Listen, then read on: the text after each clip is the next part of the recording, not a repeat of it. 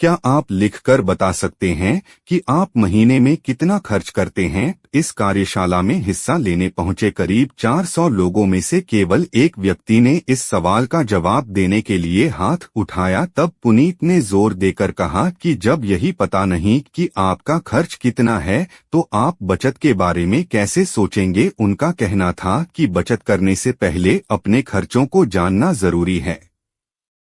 इतना ही नहीं, इन्हें बाकायदे लिखा जाना चाहिए। हर पेशेवर कारोबारी या वेतनभोगी व्यक्ति के अपने लक्ष्य होते हैं, लेकिन जब पर्सनल फाइनेंस की बात आती है तो ये नदारद होते हैं।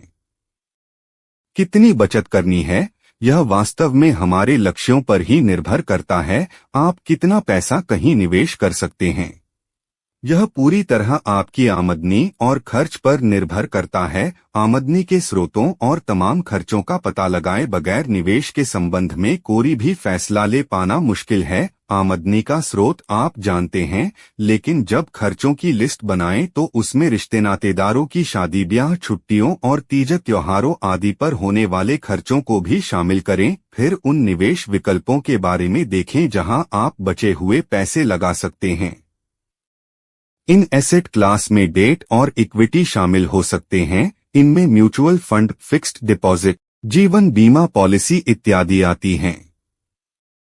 फाइनेंशियल प्लानिंग में इन सभी बातों का ध्यान रखना चाहिए। निवेश के मामले में कोई व्यक्ति ज्यादा जोखिम ले सकता है तो कोई इससे बचना चाहेगा। कुल मिलाकर हर व्यक्ति की जोखिम लेने की क्षमता अलग अलग होती है। हालांकि इन्वेस्टमेंट प्रोडक्ट पर अक्सर ज्यादातर एडवाइजर निवेशकों को अपनी जोखिम क्षमता के अनुसार सलाह देते हैं। लक्ष्य को समझने में अक्सर लोगों से चूक होती है। पुनीत इसके लिए उदाहरण देते हैं।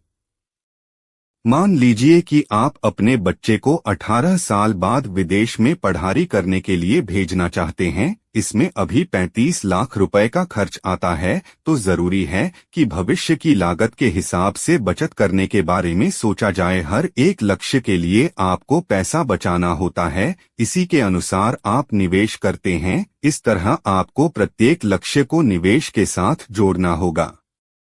मौजूदा स्थितियों को देखते हुए आप निवेश कर सकते हैं। यह निवेश म्यूचुअल फंड, बैंक के एफडी, एफएमपी आदि में किया जा सकता है। यही वह समय होता है जब एसेट के आवंटन को लेकर सोचने की जरूरत पड़ती है। कोई नहीं जानता कि भविष्य में क्या होगा, किसी निवेश से रिटर्न कितना मिलेगा। यही बात काफी नहीं है, निवेश की सुरक्षा के बारे में भी सोचना चाहिए।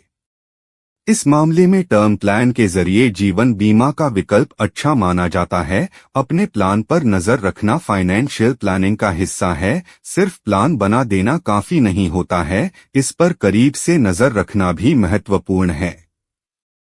कारण है कि हर साल तमाम तरह के बदलाव होते हैं। इन बदलावों के बारे में जानकारी होनी चाहिए। संभव है कि किसी लक्ष्य को पाने के लिए आपने सोचा हो कि निवेश से 14% रिटर्न मिलेगा, लेकिन वास्तविक रिटर्न 6% ही मिला, तो उस स्थिति में अपने निवेश को बदलने की भी जरूरत पड़ती है।